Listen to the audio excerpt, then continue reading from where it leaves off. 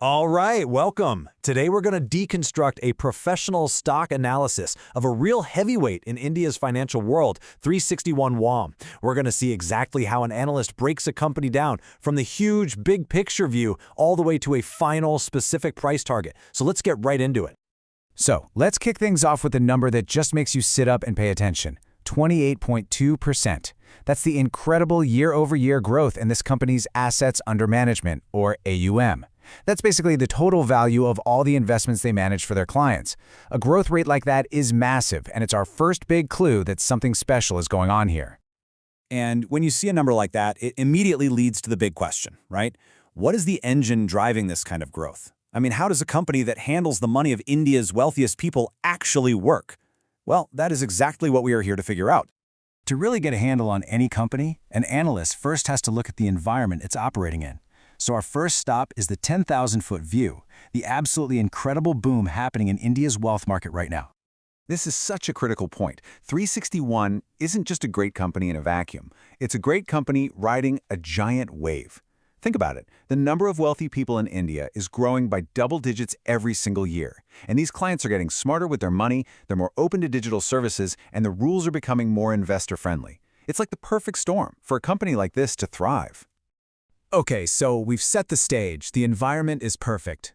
Now, let's zoom in and meet the star of our show, the company itself, 361 WAM. To put it simply, 361, and hey, you might remember them by their old name, IIFL Wealth Management, is the go-to financial manager for India's super rich. They're the leader when it comes to handling the fortunes of the country's ultra-high net worth individuals. And this right here is the secret sauce. They are not trying to be the bank for everybody. No way. Think of them more like a luxury brand, like the Ferrari of finance. Their average client has over 50 crores in assets. Focusing on this super premium niche is the core of their whole strategy. It lets them offer specialized service and, you guessed it, charge premium fees. Okay, so we know who they are and who they cater to. Now for the really interesting part. How does that actually translate into a business? How do they make their money? And more importantly, just how healthy is this company, according to the report? The analyst report really shines a light on their brilliant asset-light model. It's actually a beautifully simple three-step process. 1, attract that exclusive high-value client base. 2, offer them absolutely everything they need, from investment advice to inheritance planning. And 3, this creates a steady, predictable stream of recurring fees. They don't need tons of expensive brick-and-mortar branches. It's just lean, mean, and built to scale. You know, financial reports can be ridiculously complicated, but what this analyst does is boil everything down to 2 fundamental questions that get right to the heart of whether a business is any good.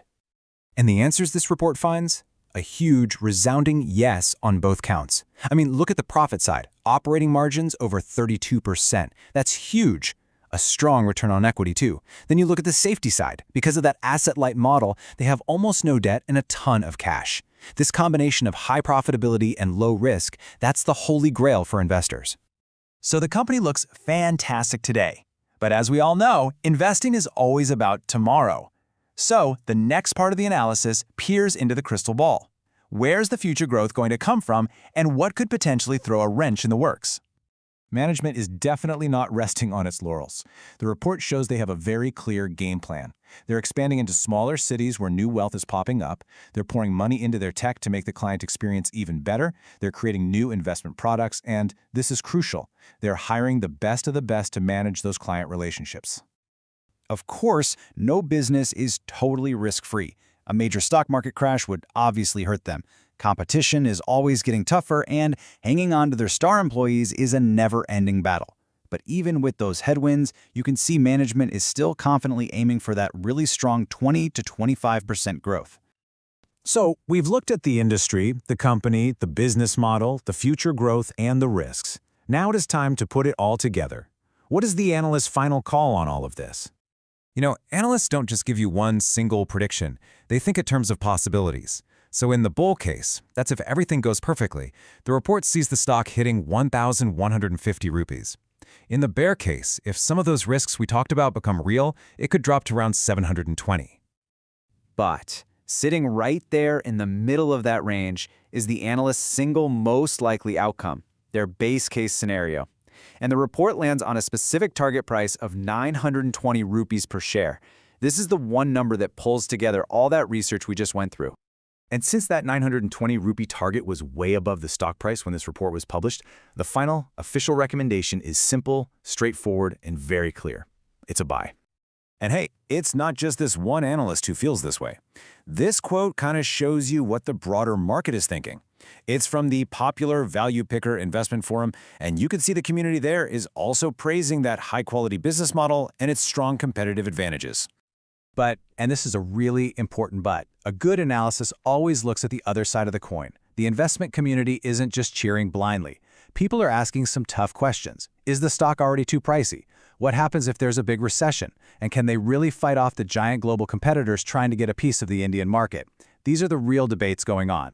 And that brings us to the final, big picture question that this entire analysis really boils down to. When you look at 361, are you paying a premium for a truly world-class company that's just going to keep growing for years and years? Or are you making a really risky bet that relies entirely on India's good times continuing forever? That's the $1 million, or maybe the 50 core question that this report leaves you to think about.